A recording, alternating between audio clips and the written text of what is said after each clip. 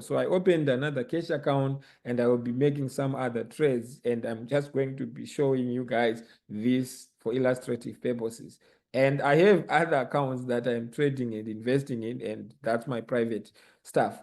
Now, you will recall that I also withdrew, I think that was 100 US dollars, right?